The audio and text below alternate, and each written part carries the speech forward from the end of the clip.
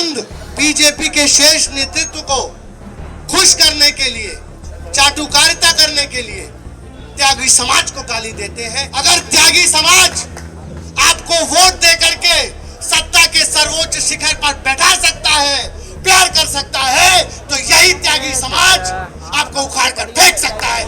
और ये देशद्रोही है, नेता नहीं है, देशद्रोही है। जनता के विश्वास को खत्म किया है इसने।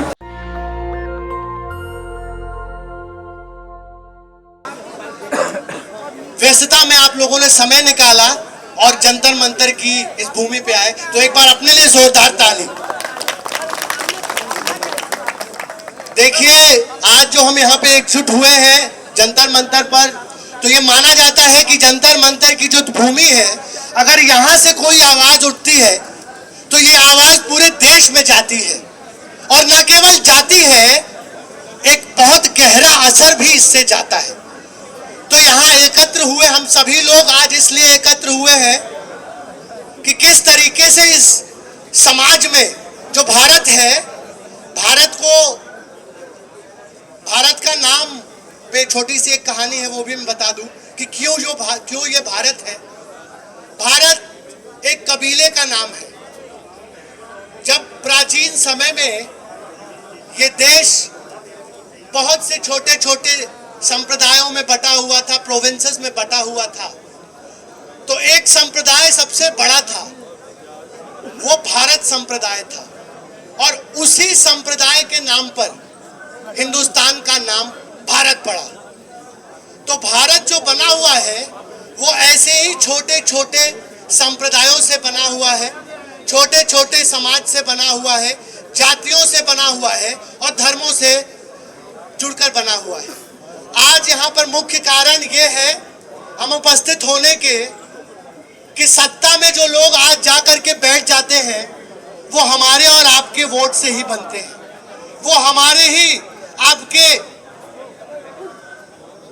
वोट से वहां पहुंचते हैं। और जब वो लोग ये समझते हैं कि हम उनके हाथ की कठपुतली हैं, वो जहां चलाएंगे वहां हम चलेंगे, जब वो हमसे कहेंगे वो हम करेंगे, तो मैं समझता हूं कि यही वो सबसे बड़ी भूल कर बैठते हैं, सबसे बड़ी भूल कर बैठते हैं।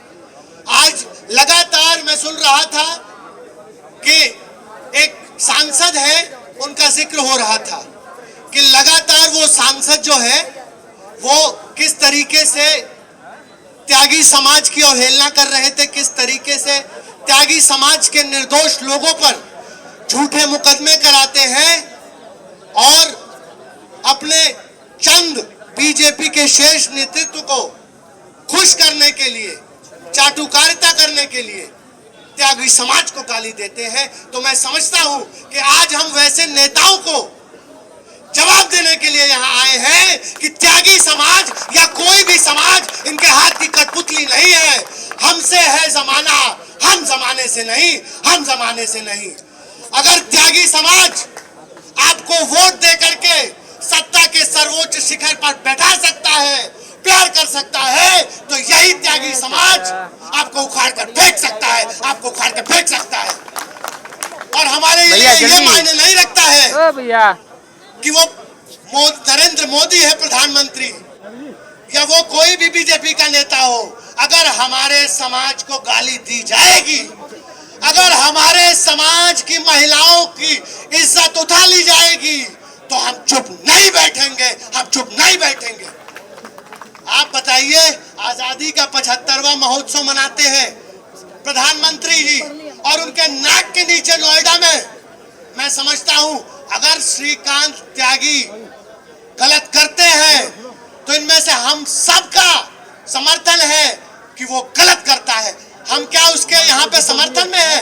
ये भूल है मीडिया की, हम उसके समर्थन में नहीं है। उनके लिए कानून स्थापित है, उनको सजा मिलेगी जो उन्होंने किया है, लेकिन उसके लिए अगर पूरे समाज को आप गुंडा बताएंगे, हम गुंडे हैं, हम आतंकवादी हैं,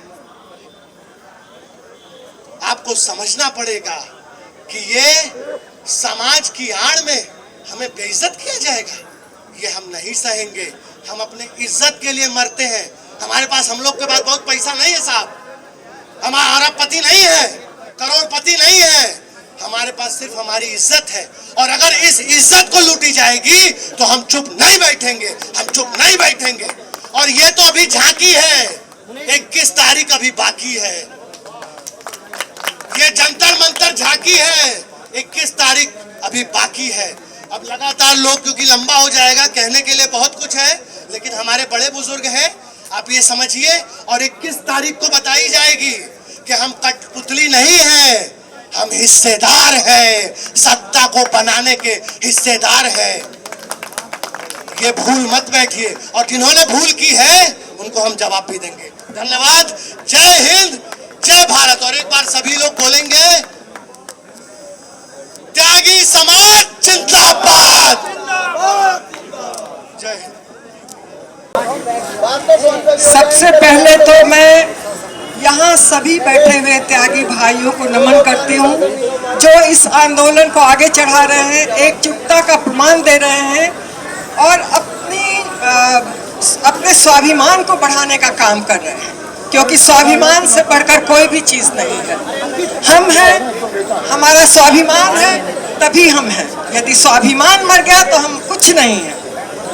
मैं अपने बारे में ये बताना चाहती हूँ कि मुझे भी इस आदमी ने फंसाया, बिना किसी प्रमाण के झूठ बोलकर जेल में डाला।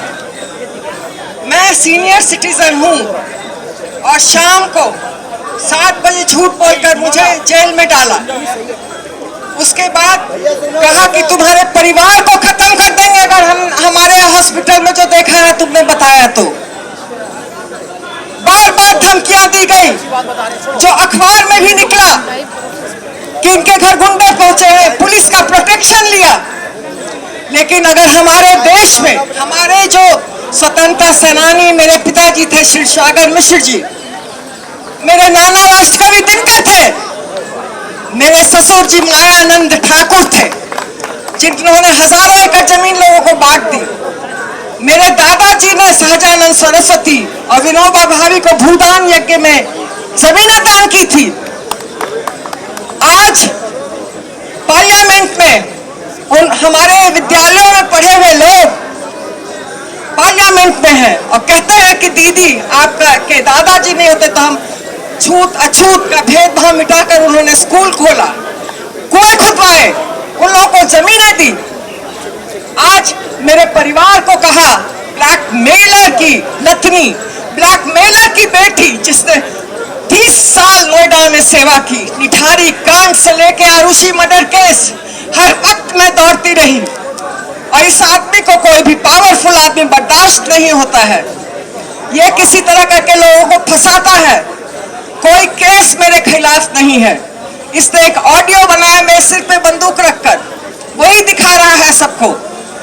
अगर ऑडियो ही बनाना होता तो वीडियो बनाता ना।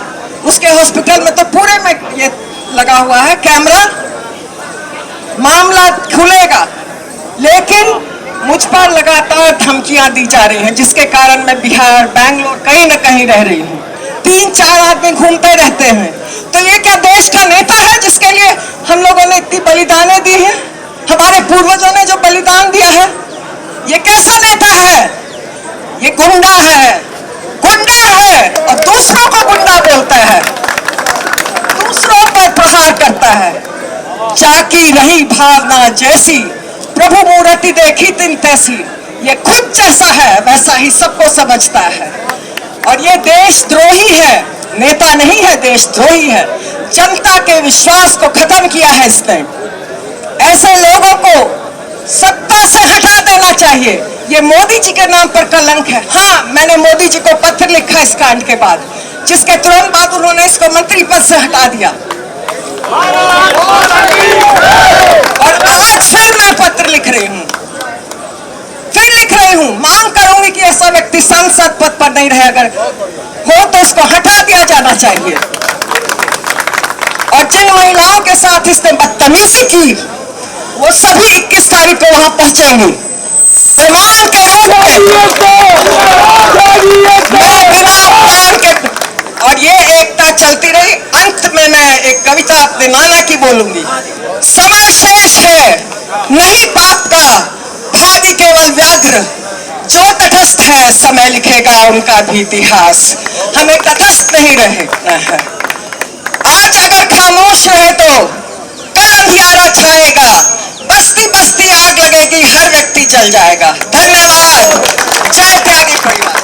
धन्यवाद दीदी। नेशनल दस्तक की आपसे गुजारिश है कि अगर इसको बचाना चाहते हैं तो नेशनल दस्तक को सब्सक्राइब करने के लिए रेड कलर के सब्सक्राइब बटन को दबाएं, फिर बेल आइकन की घंटी दबाएं। नेशनल दस्तक को बचाने के लिए बहुत जरूरी है कि हर खबर को शेयर करें, लाइक करें, कमेंट जरूर करें।